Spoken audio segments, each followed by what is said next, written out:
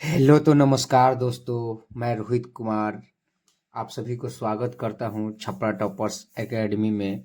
उम्मीद करते होंगे आप लोग अच्छे होंगे और अच्छे से अपना पढ़ाई करते होंगे।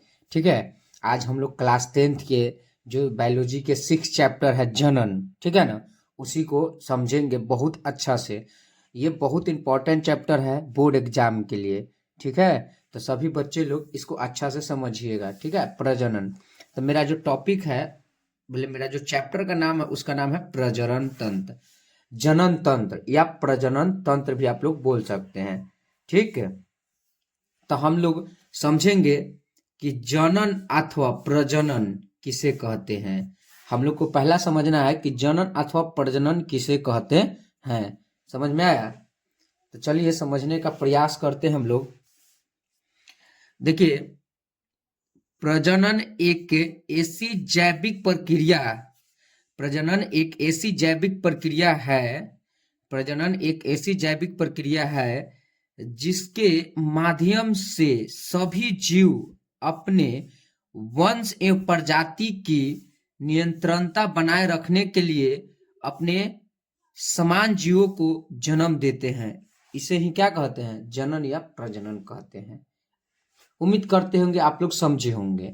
ठीक है, प्रजनन एक ऐसी जैविक प्रक्रिया है जिसके माध्यम से सभी जीव अपने वंश एवं प्रजाति की नियंत्रणता बनाए रखने के लिए अपने समान जीवों को क्या करते हैं? जन्म देते हैं। अपने पृथ्वी पर अस्तित्व बनाने के लिए जो भी जीव है वो क्या करते हैं? जनन करते हैं या प्रजनन करते हैं। ठीक, उम्मीद करते हुए टॉपिक क्लियर हुआ होगा आप लोगों को। ठीक है, और अगला इसी में थोड़ा सा नहीं पॉइंट है, हम लोग समझेंगे। जन्म देने वाले जीवों को जनक कहा जाता है, जैसे पेरेंट्स, जानते हैं ना, जो जन्म देने वाले जो जीव होते हैं उसे क्या कहते हैं? जनक कहते हैं। तथा नए जन्म लेने वाले जीवों को संतान या संतनित कहा जाता है, संतति कहा जाता है। तो आप लोग ध्यान रखिएगा, जो जन्म देने वाला जीव होता है उसे जनक कहते हैं, तथा जो नए जन्म लेने वाले जीव को क्या कहते हैं? संतान या संतति कहा जाता है। ठीक है, किसी को कोई दिक्कत? आगे हम लोग चलते हैं।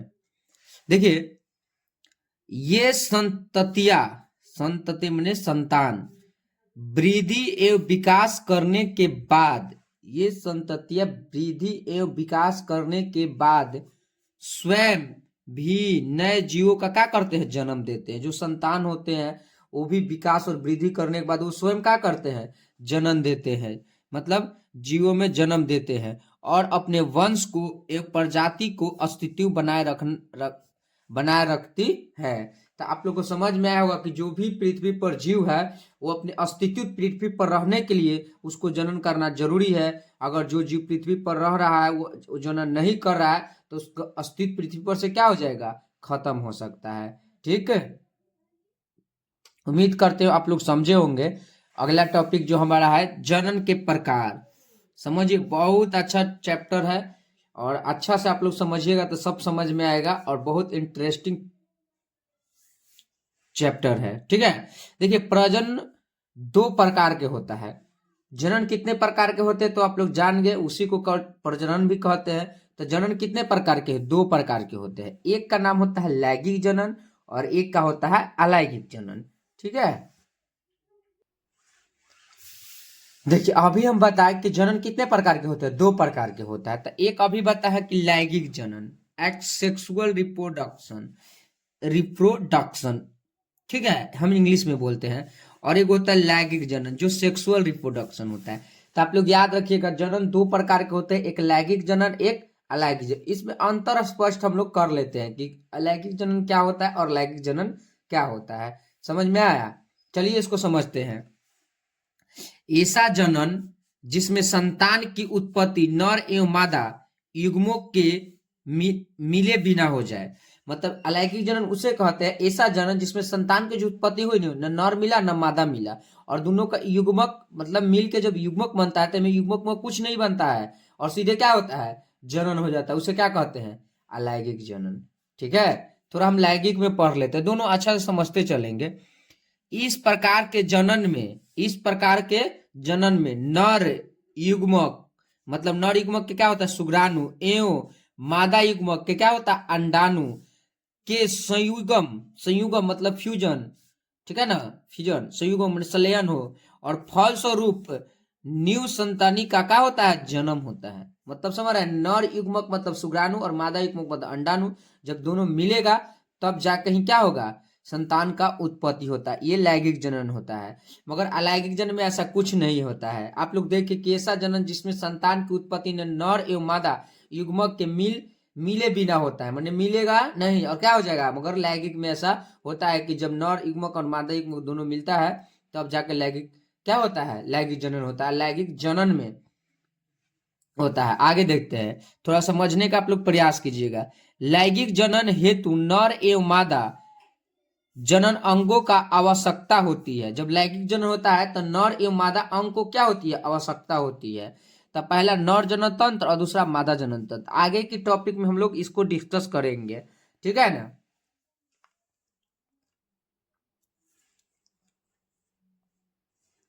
चलिए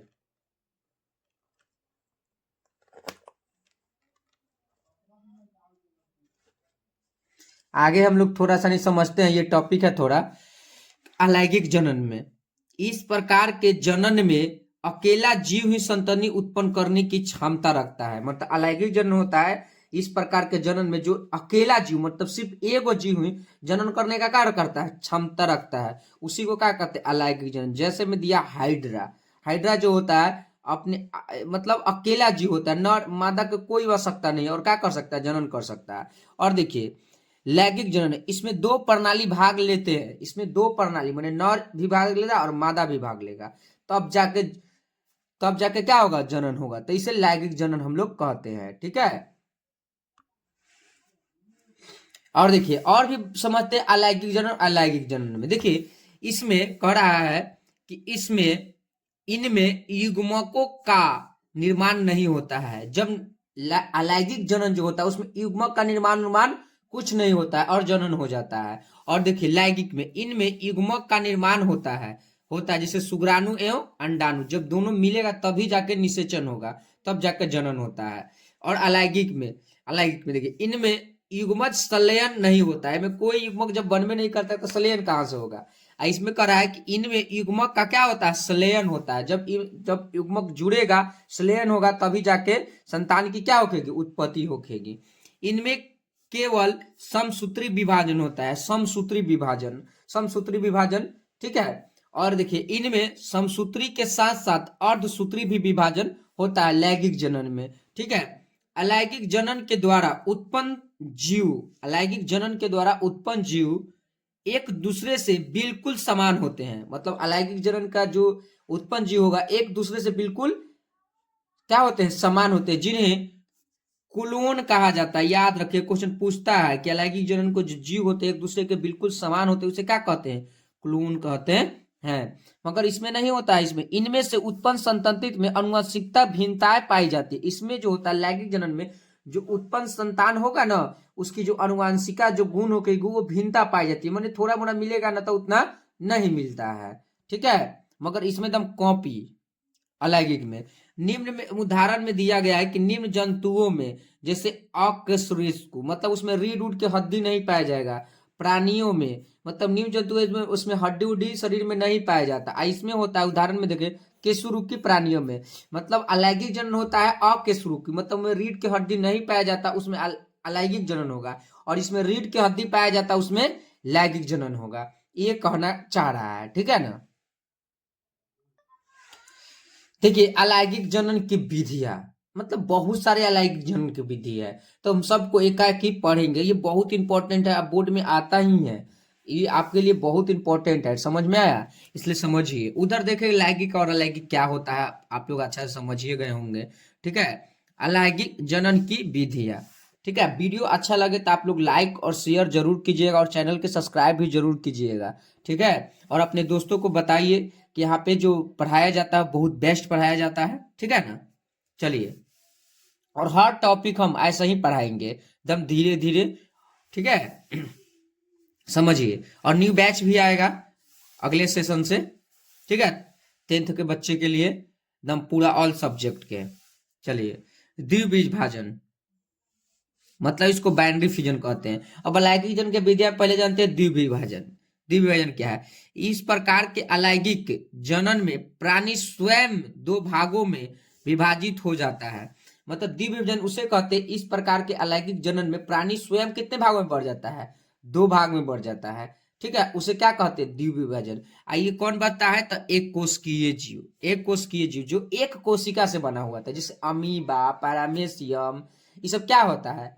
एक कोशिकीय जीव होता है जो सिर्फ एक कोशिका से बना होता है। तो द्विविभाजन किस में होगा? आप लोग याद रखिएगा। ठीक है ना? अब देखिए साधारण विभाजन। साधारण विभाजन के मतलब होता है द्वितीय विभाजन, ये सब द्विविभाजन में आ जाएगा। जैसे में अमीबा और एंटी अमीबा, ये सब किस में होता है? द्विविभाजन में। बट आप ये इसको रखिएगा साधारण विभाजन। उसके बाद लंबवत विभाजन, मतलब दो भाग में लंबा लंबा कट जाएगा।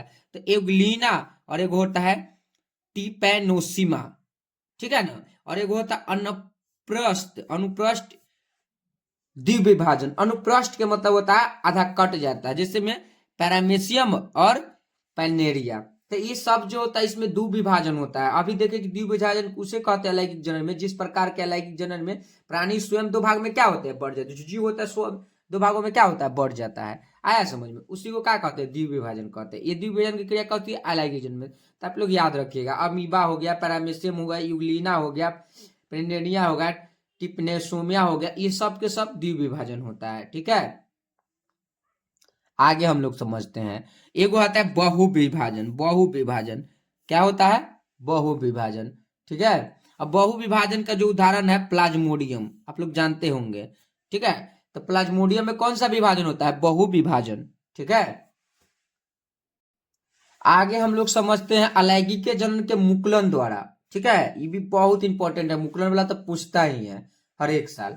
समझ में आ रहा है ना आप लोगों को? देखिए ये क्या होता है मुकुलन विधि द्वारा?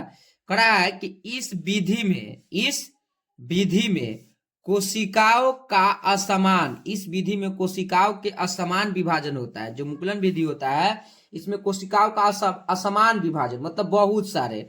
ठीक है, जिसके फलस्वरूप प्राणी के शरीर पर एक कलिक बनता है। जब बहुत सारे विभाजन होता है तो जो जीव होता है ना उसके उस पर एक क्या निकलता है? कलिक, या उसे बड या मुकुल बन जाता है। बड या मुकुल बन जाते हैं, मतलब एक कलिक छोटा सा निकलता है। ठीक है, और यह मुकुल प्राणी से अलग होकर नए जीवों को जन्म देता है। देखिए मुकुलन विधि क्या है? इस विधि में कोशिका असमान विभाजन होता है, जिसके फलस्वरूप प्राणी के शरीर पर एक कलिक मुकुल बन जाता है, और यह मुकुल प्रणाली से क्या होता है? अलग हो जाए। मुकुल बनेगा, प्रणाली से क्या हुआ? अलग होगा, और वो एक नया जीव को क्या करता है? जन्म देता है। उसी को हम लोग क्या कहते हैं? मुकुलन विधि या मुकुलन विधि द्वारा। समझ में आया? तो आप लोग यह विधि जो होती है हाइड्रा में होती है। किसमें होती है? हाइड्रा में और स्पंज में। ठीक है, ये जंतु है। आगे देखते हैं हम लोग।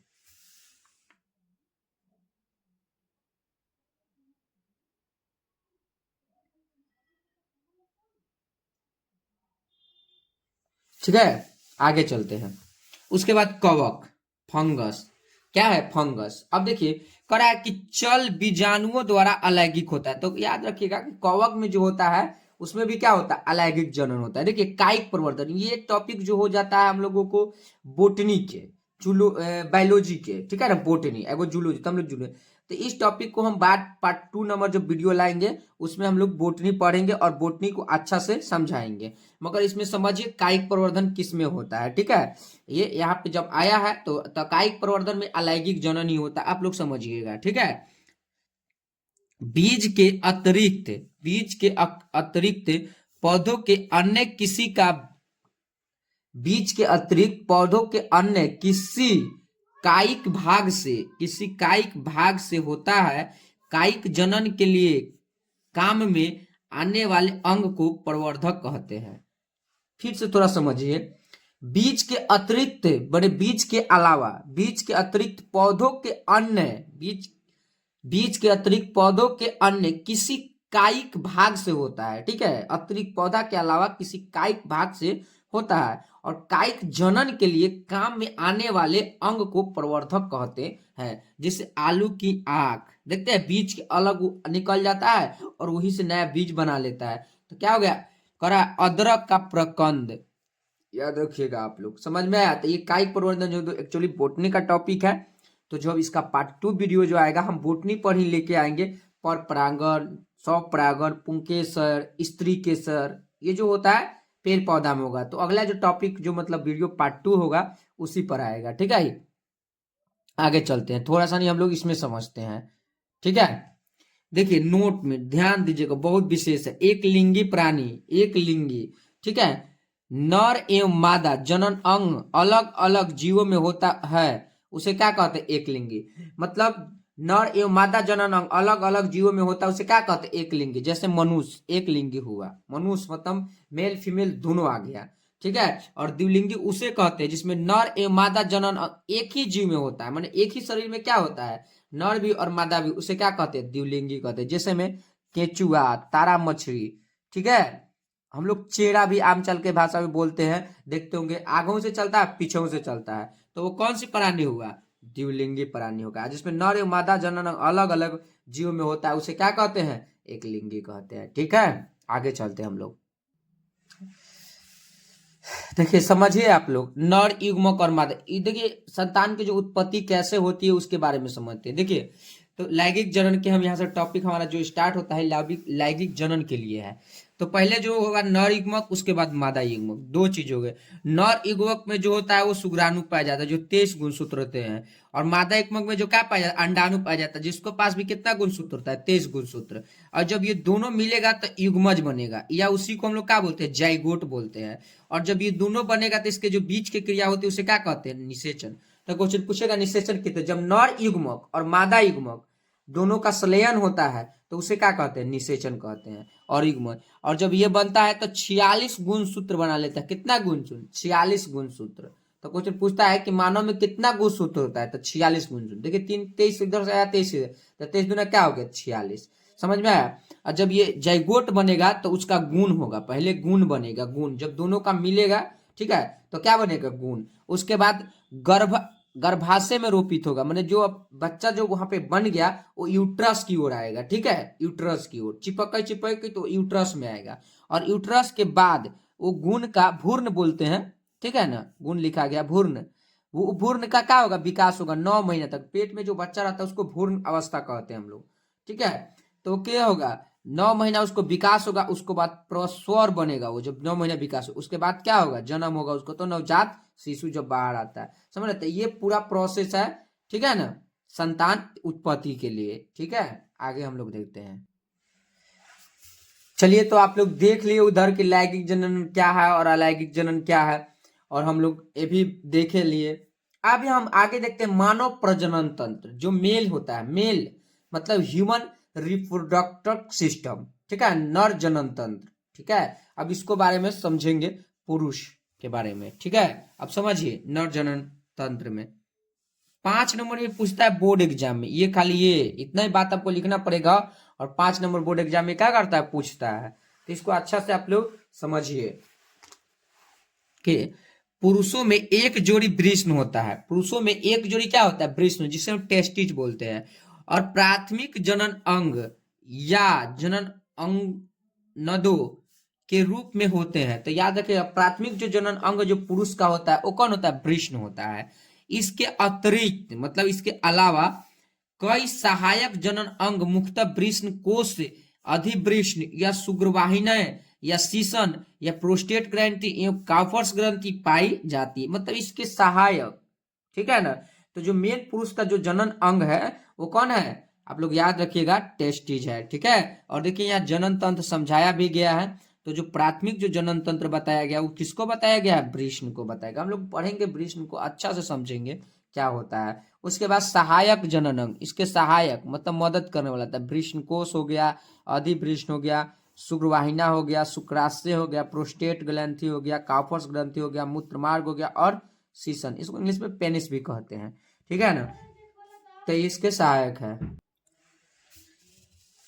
तो अभी देखे जो नर जनन अंग में मुख्य जो था कौन था? वृषण था। वृषण जो होता है एक जोड़ी होता है, आप लोग ध्यान दीजिएगा, ठीक है। और उसके बारे में आप लोग समझते हैं कि टेस्टिज क्या होता है, ठीक है। इसका सहायक जनन अंग के बारे में भी हम लोग समझेंगे। देखिए पुरुष का मुख्य प्रजनन अंग वृषण होता है। आप लोग ध्यान रखिएगा, जो पुरुष के मुख्य जो प्रजनन अंग होता है वो क्या होता है? वृषण होता है। ये शरीर के बाहर अंडकोश वृषण कोश में होता है। ये शरीर के जो बाहर अंडकोश होता है वृषण कोश में होता है। ये संख्या में 2 होते हैं। ये संख्या में कितने होते हैं? 2 होते हैं।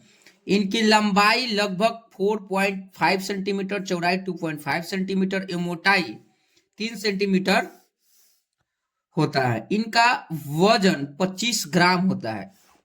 इसका टेस्टिज का वृष में शुक्राणुओं का निर्माण होता है। याद रखिएगा, शुक्राणुओं का जो निर्माण होता है वो कहाँ होता है? वृष में। क्वेश्चन पूछता है, शुक्राणुओं का निर्माण शरीर के ताप क्रम से कम ताप पर होता है।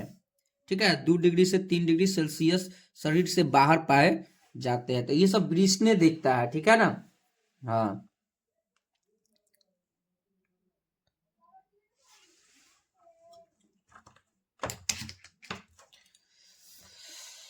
आगे थोड़ा हम लोग देखते हैं वृष की आंतरिक संरचना, माने अंदर की बात समझते हैं ना।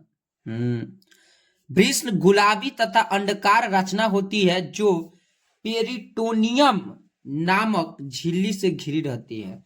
तो वृष जो गुलाबी तथा अंडाकार रचना होती है जो पेरिटोनियम नामक झिल्ली से क्या होती है? घिरी रहती है। ठीक है, और वृष देखिए, वृष जो होता है शुक्र जनन या हम इसको अंतराली कोशिका भी कहते हैं। इनमें पुरुष का मुख्य हार्मोन टेस्टोस्टेरोन का स्रावन होता है। ठीक है, जो अंतराली कोशिका टेस्टिस में देखिए कि शुक्र जनन मतलब उनमें शुक्राणु है, शुक्राणु का जनन होगा। और दूसरा आंतरिक कोशिका, अंतराली कोशिका। तो अंतराली कोशिका जो होता है इनमें पुरुष का हार्मोन क्या निकलता है? टेस्टोस्टेरोन। टेस्टोस्टेरोन हार्मोन के कारण ही दाढ़ी मोछ जो देखते हैं, बाल जो बॉडी पुरुष के आते हैं वो कौन के होते हैं? विसर्जन के कारण ही होते हैं। और टेस्टोस्टेरोन हार्मोन होता है। तो क्वेश्चन पूछता है कि टेस्टोस्टेरोन हार्मोन कहां से स्रावित होता है? तो वृषण से। ठीक है, ठीक है, आगे समझते हैं वृषण की रचनात्मक एवं क्रियात्मक इकाई को क्या कहते हैं। वृषण की रचनात्मक एवं क्रियात्मक इकाई। तो वृषण की रचनात्मक एवं क्रियात्मक इकाई 2 भाग में बंटती है, एगो शुक्रजनीय और एक सिस्टोली कोशिका है। तो शुक्रजनीय में पढ़िए, शुक्राणुजनीय ये अर्धसूत्री विभाजन द्वारा शुक्रजनन क्रिया से शुक्राणुओं का निर्माण करता है। तो जो वृषण का निर्माण अभी बोले कि जो शुक्राणु का निर्माण होता है वो वृषण में होता है, तो ये शुक्राणुजनीय करता है। दूसरा है सरटोली कोशिका, ये विकसित हो रहे शुक्राणुओं को पोषण प्रदान करता है। मतलब जो शुक्राणु जो विकसित हो रहे हैं उनको क्या करता है? ये पोषण प्रदान करता है, सरटोली कोशिका है। ठीक है, आगे हम चलते हैं शुक्राणु, जिसको हम लोग स्पर्म भी बोलते हैं। एक स्वस्थ पुरुष में प्रतिदिन लगभग 120 मिलियन शुक्राणुओं का निर्माण होता है। एक स्वस्थ जो पुरुष है मेल, उसमें प्रतिदिन कितना निर्माण होता है? 120 मिलियन शुक्राणुओं का क्या होता है? निर्माण होता है। अब देखिए, तो वो जो देखे आप लोग मेन जो जनन अंग देखे, ठीक है, जिसका नाम क्या था? वृषण टेस्टिस, उसको हम अच्छा से समझा दिए। अब हम ते सहायक जनन अंग, सहायक जनन अंग। ठीक है, सहायक जनन अंग क्या है? तो हम लोग को बताया कि पहला ही जो सहायक जनन अंग है वृषण कोश है। पहला क्या है? वृषण कोश। इसको समझिए, प्रत्येक वृषण एक थैली में स्थित होता है जिससे वृषण कहते हैं। जो भी वृषण होता है एक थैली में क्या होता है? स्थित होता है, उसी को क्या कहते हैं? वृषण कोश कहते हैं। आगे देखिए अधिवृषण, अधिवृषण इस सब ऑब्जेक्टिव में दम भर भर के पूछता है। ठीक है ना? देखिए, यह एक लगभग 5 मीटर लंबी कुंडलित नलिका है। यह एक लगभग 5 मीटर लंबी कुंडलित नलिका है होती है जो प्रत्येक वृषण के पिछले छोर से जुड़ी रहती है। जो प्रत्येक वृषण से क्या होती है? पिछले छोर से जुड़ी, इसे एपिडर्मिस भी बोलते हैं। क्वेश्चन पूछता है। ठीक है ना? और यह शुक्राणु परिपक्वन तथा स्खलन पूर्व शुक्राणुओं को संग्रह का कार्य करता है। जो शुक्राणु परिपक्व हो गया या स्खलन पहले वाला शुक्राणु को क्या करता है? स्टोर करने का काम कौन करता है? अधिवृषण। तो क्वेश्चन पूछेगा अधिवृषण का काम क्या है? शुक्राणु को स्टोर करना। ठीक है, संग्रह मतलब ग्रहण करके। यह एक छोर पर वृषण से जुड़ी रहती है जबकि इसका पिछला हिस्सा शुक्रवाहिका बनाता है। पिछला जो छोर होता है शुक्रवाहिका, जिसमें शुक्राणु क्या करता है? जाता है, उसी को शुक्रवाहिका कहते हैं। ठीक है ना। आगे देखते हैं शुक्रवाहिनी, शुक्रवाहिनिया मतलब वास्ट डिफरेंस, ये भी एक जोड़ी होती है, एगो इधर दो गो। हाँ, कह रहा है शुक्रवाहिनिया शुक्राणुओं को अधिवृष्ण शुक्राशय में लाने का कार्य करती है। मतलब शुक्रवाहिका जो होती है बोलते ना कि शुक्राणु को अधिवृष्ण से, ठीक है, शुक्राशय में इसको क्या करती है, लाने का कार्य करते। इस भाग में शुक्राणु का संग्रहित भी होते, इस भाग में शुक्राणु भी क्या होता है, संग्रहित होता है, और इसको शुक्राशय आगे ले जाएगा। ठीक है, देखिए ये शुक्राशय है। आप फिगर उगर देखिएगा ना तो इसमें उसमें साफ साफ एनसीईआरटी में लिखा रहता है। ठीक है, मेरे पास फिगर नहीं है तो हम फिगर से समझा देते, फिर भी आप समझिए। चलिए आगे देखते हैं शुक्राशय, अभी आप लोग देखे ना। यह पतली पेशीय थाइली जैसी संरचना होती है जो शुक्रवाहिका तथा प्रोस्टेट ग्रंथि के संधि के स्थान पर स्थित होती है। मतलब जोड़ती है शुक्राशय प्रोस्टेट ग्रंथि और शुक्रवाहिका को। ठीक है, कह रहा है कि इसमें स्थित ग्रंथि या तरल क्षारीय पदार्थ का स्राव करती है, जिसे बियर मतलब सीमेन का लगभग 60% भाग बनता है। मतलब जो धीरे होता है उसको 60% भाग क्या करता है, ये बनाता है उसमें डाल के क्षारीय द्रव में। ठीक है, शुक्रवाशय द्रव में फ्रुक्टोज एवं शर्करा उपस्थित होता है जो विकसित शुक्राणुओं का ऊर्जा स्रोत करते हैं। मतलब ऊर्जा देने का भी काम शुक्राशय ही करता है। समझ में आया। अगला जो मेरा सहायक जनन अंग है प्रोस्टेट ग्रंथि, ये भी एक जोड़ी होती है, आप लोग ध्यान दीजिएगा। ठीक है, बहुत इंपॉर्टेंट है प्रोस्टेट ग्लैंड।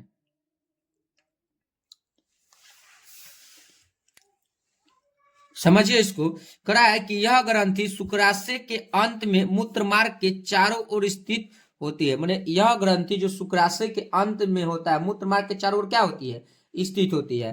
करा है कि इसमें स्रावित द्रव का पीएच सिट्रिक अम्ल की उपस्थिति के कारण अम्लीय होता है। में जो स्रावित द्रव होता है सिट्रिक अम्ल पाया जाता है, जो क्या होता है, अम्लीय, जो सीमेन का 15 से 30% भाग बनाती है। 60% तो वो बनाती थी, 15 से 30% भाग कौन बनाती है, प्रोस्टेट ग्रंथि बनाती है। और यह ग्रंथि शुक्राणुओं को गति प्रदान करती है, मतलब शुक्राणुओं को क्या करती है, आगे जाने में भी मदद करती है। कौन, प्रोस्टेट ग्रंथि। ठीक है,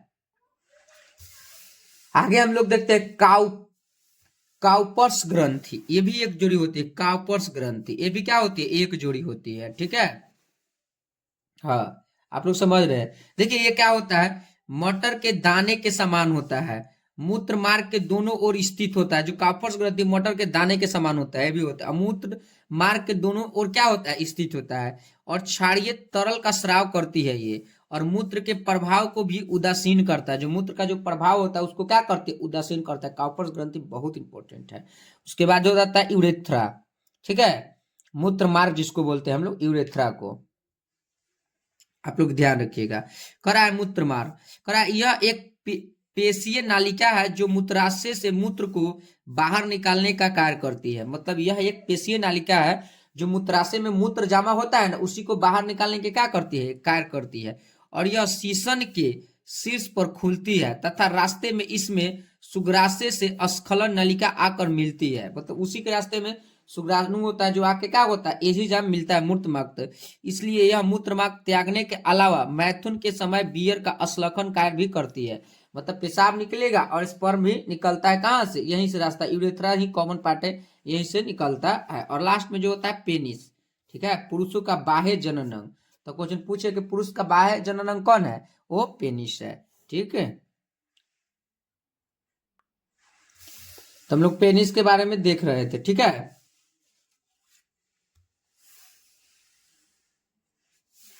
थोड़ा और इसके बारे में जान लेते हैं। करा यह विशेष प्रकार की स्पंजी उत्तक का बना होता है। स्पंजी उत्तक का बना होता है जो पेनिस होता है, विशेष प्रकार का। ठीक है, जो शीशन के उत्थान में सहायक प्रदान करता कर बियर सिचेशन या इमिनेशन में सुगम रहता है। ठीक है, निषेचन के टाइम में ये बियर प्रदान करने के लिए रहता है। ठीक है, आगे भी देखते हैं। शीशन का कार्य नर से शुक्राणुओं को मादा की योनि में पहुंचाने का भी ये क्या करता है, कार्य करता है। कौन, पेनिस। तो ये आप लोग देखे होंगे। ठीक है, आगे देखते हैं बियर मतलब सीमेन। थोड़ा इसके बारे में भी जान लेते हैं थोड़ा सा। इसका जो रंग होता है वो सफेद होता है। इसका जो पीएच होता है 7.3 से 7.5 दुर्बल क्षारीय माना जाता है। मनुष्य के एक शक्लन में लगभग 3 मिलियन बियर निकलता है, जिसमें लगभग 300 मिलियन शुक्राणु होता है। और शुक्राणु की गति 1.5 से 3 मिनट पर होता है। शुक्राणु का प्रथम बार लीवेनहॉक ने क्या किया था, देखा था। तो यहाँ पे ये पूरी तरह मेल रिप्रोडक्टिव जो सिस्टम था, मानव जनन तंत्र, ये क्या होता है, कंप्लीट होता है। यहाँ से अब फीमेल रिप्रोडक्शन सिस्टम क्या होगा, चालू होगा। देखिए, तो आप लोग पूरी अच्छा से तरह वो समझे होंगे। मेल रिप्रोडक्टिव सिस्टम, मानव जनन तंत्र हम अच्छा से समझा है, आप लोग समझे भी होंगे। अब यहाँ से देखते हैं मादा जनन तंत्र, ठीक है। अब इसको बारे में हम लोग समझेंगे। देखिए, मनुष्य का मादा जनन तंत्र कई अंगों से मिलकर बना होता है। जो मनुष्य का जो मादा जनन तंत्र होता है वो कई अंग से मिलकर बना होता है। मादा जनन तंत्र में अंडाशय या ओवरी को मुख्य जनन अंग तथा शेष अंगों को सहायक जनन अंग कहते हैं। तो जो मादा जनन तंत्र का मुख्य जो अंग होता है वो कौन होता है, अंडाशय, जिसको हम लोग क्या बोलते हैं, ओवरी भी बोलते हैं, ठीक है। समझिए, मादा जनन तंत्र के अंग, ठीक है। तो पहला जो है अंडाशय, दूसरा अंडवाहिनी, इसको फ्लोपियन ट्यूब भी बोलते हैं, गर्भाशय और योनि और सहायक ग्रंथि, ये मादा जनन तंत्र के अंग है, ठीक है। तो पहले हम लोग समझते हैं अंडाशय के बारे में, बहुत इंपॉर्टेंट है अंडाशय, इसको ओवरी भी बोलते हैं हम लोग, ठीक है। देखिए, अंडाशय स्त्रियों के प्रमुख प्रजनन अंग है। तो स्त्री के जो प्रमुख प्रजनन अंग है उसे क्या कहते हैं, अंडाशय। ये संख्या में 2 होते हैं। इनकी संख्या कब होती है, 2। ये श्रेणी गुहा में लग गर्भाशय के दोनों तरफ अंडवाहिनियों के पीछे नीचे की ओर क्या कहते हैं, स्थित रहते हैं ये, ठीक है। आप लोग ध्यान रखिएगा, समझिए। अभी अंडाशय के बारे में हम समझा रहे थे। देखिए, अंडाशय एक झिल्ली के द्वारा गर्भाशय और श्रोणि के भित्ति से जुड़ा होता है, जिसे हम मीसोसेरियम कहते हैं। तो झिल्ली के नाम देखिए, तो अंडाशय है। तो अंडाशय जो बनेगा उसके बाद क्या बनता है, ग्राफियन फुटिक, उसके बाद अंडकोश, अंडकोशिका, उसके बाद क्या बनता है, अंडाजन, उसके बाद क्या बनता है, अंडाणु। अंडाणु में ही देखो करा है कि अंडाणु का निर्माण होता है और एग्रोसियन क्रिया यहीं पे होती है अंडा जनन में। तो समझ रहे हैं ना अंडाशय के बारे में। और इसमें मुख्य रूप से स्रावित हार्मोन होता है। आप अंडाशय कहाँ बना, ग्राफियन फ्लूइड में, और ये कहाँ गया, कोशिका में, उसके बाद क्या गया, अंडाशय जनन में, उसके बाद अंडाणु, तब जाके अंडाशय का निर्माण होता है, ठीक है। और इसमें मुख्य हार्मोन स्रावित होता है मुख्य रूप से। तो एक का नाम है एस्ट्रोजोन और एक का नाम है प्रोस्टेजोन, प्रोस्टेस्ट्रॉन। पहला नाम है एस्ट्रोजोन और दूसरा का नाम है प्रोस्टेस्ट्रॉन। तो आप लोग ध्यान रखें, टेस्टोस्टेरोन जो होता है वो मेल में पाया जाता है, मगर एस्ट्रोजन और प्रोस्टेस्ट्रॉन जोन नहीं है, प्रोटोएस्टेरोन और एस्ट्रोजन ये महिला में पाया जाता है, ठीक है। हम समझते हैं एस्ट्रोजन हार्मोन के बारे में, एस्ट्रोजन हार्मोन के बारे में। लैंगिक लक्षणों का निर्धारण करता है। एस्ट्रोजन होता है लैंगिक लक्षण लाता है, ठीक है। और यह सहायक जनन अंगों, स्तनों, गर्भाशय, अंडवाहिनियों में या योनि के विकास में क्या करता है, सहायक स्तन में, गर्भाशय में या अंडवाहिनियों को क्या करता है, ये विकास करने का काम करता है, कौन, एस्ट्रोजन हार्मोन। उसके बाद हम लोग देखते हैं प्रोजेस्टेरोन हार्मोन। प्रोजेस्टेरोन हार्मोन आप लोग ध्यान देखिए, पूछता है कि एस्ट्रोजन हार्मोन किसमें पाया जाता है या प्रोजेस्टेरोन हार्मोन किसमें पाया जाता है, ठीक है।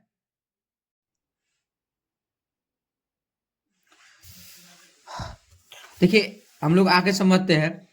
अंडाशय में स्थित ग्राफियन पुटिका अंडे के उत्सर्जन के बाद, अंडाशय में स्थित ग्राफियन पुटिका, ठीक है, जो अभी देखे ना, अंडे के उत्सर्जन के बाद कार्पस लुटियन नामक संरचना में परिवर्तित हो जाती है। जब वो अंडा उत्पादन कर देती है तो कार्पस लुटियम नामक में क्या होती है, परिवर्तित होती है। और इसी कार्पस लुटियम से प्रोजेस्टेरोन नामक हार्मोन का क्या होता है, स्रावन होता है। और यही हार्मोन स्त्रियों के शरीर के गर्भ धारण के लिए क्या करता है, तैयार करता है। समझ में आया।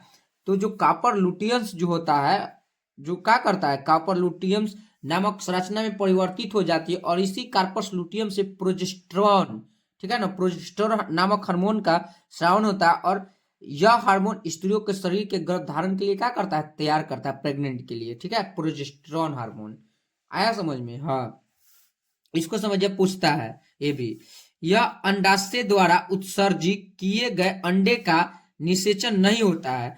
यदि यदि अंडाशय द्वारा उत्सर्जित किए गए अंडे का, माने अंडाशय से अंडा निकला, उत्सर्जित हुआ, निषेचन नहीं होता है, तो कार्पस लुटियम नष्ट हो जाता है, कार्पल न्यूट्रिशन क्या होता है, नष्ट हो जाता है, तथा प्रोजेस्टेरॉन के स्राव में कमी आती है, क्योंकि जब कार्पल न्यूट्रिशन अगर जब नष्ट हो गया तो प्रोजेस्टेरॉन क्या होगा, स्राव में कमी, कम स्राव देगा वो, ठीक है। और परिणाम स्वरूप एक नया मासिक चक्र का क्या होता है, निर्माण होता है, जिसे मेंस्ट्रुएशन साइकिल कहते हैं। तो मेंस्ट्रुएशन साइकिल का निर्माण कैसे होता है, तो आप लोग समझे होंगे कि जब अंडा उत्सर्जित होती है और अंडे का कोई निषेचन नहीं होता है, तो कार्पस लुटियम क्या होता है, नष्ट हो जाता है, और प्रोजेस्टेरोन हार्मोन होता है उसकी कमी आ जाती है, जो परिणाम स्वरूप क्या होता है, मासिक चक्र का प्रारंभ होता है। तो कुछ पूछता है कि मेंस्ट्रुएशन साइकिल से आप क्या समझते हैं, तो ये बता दीजिएगा आप लोग, ठीक है। तो आप लोग समझे, प्रोजेस्टेरोन जब हार्मोन जब निषेचन होगा तो प्रोजेस्टेरोन हार्मोन ज्यादा निकलेगा, तो गर्भधारण के लिए क्या करेगा, वो महिला को रेडी करेगा, ठीक है। अब आते हैं एक रिलैक्सिन हार्मोन, एक और हार्मोन होता है, आप लोग ध्यान रखिएगा, रिलैक्सिन हार्मोन, ठीक है। गर्भवती स्त्री में शरीर में कार्पस लुटियम तथा गर्भनाल के द्वारा रिलैक्सिन नामक हार्मोन का स्राव किया जाता है, ठीक है ना। तो गर्भवती जो स्त्री होती है उनमें कार्पस लुटियम तथा गर्भनाल माने प्लेसेंटा नाभि द्वारा रिलैक्सिन हार्मोन का क्या होता है, स्राव किया जाता है।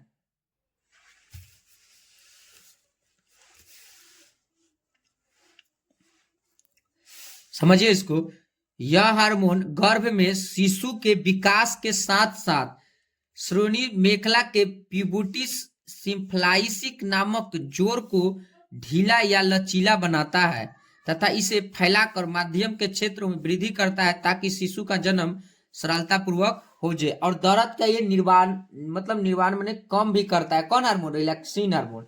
तो कह यह हार्मोन गर्भ में जो शिशु के विकास के साथ साथ मैंने गर्भ में विकास भी करता है बच्चा को, और श्रेणी मेखला के या प्यूबिक सिम्प्लाइस नामक जोड़ एगो होती है, उसको यह क्या करता है, ढीला या लचीला बनाता है, ठीक है। रिलैक्सिन हार्मोन मतलब दर्द को भी कम करता है तथा उसे फैलाकर मध्य क्षेत्र में वृद्धि करता है, ताकि शिशु का जन्म सरलता रूप से हो सके, ठीक है। तो वो रिलैक्सिन हार्मोन के काम था। अगला जो हमारा जो टॉपिक है अंडवाहिनी, ठीक है, इसको फ्लोपियन ट्यूब बोलते हैं।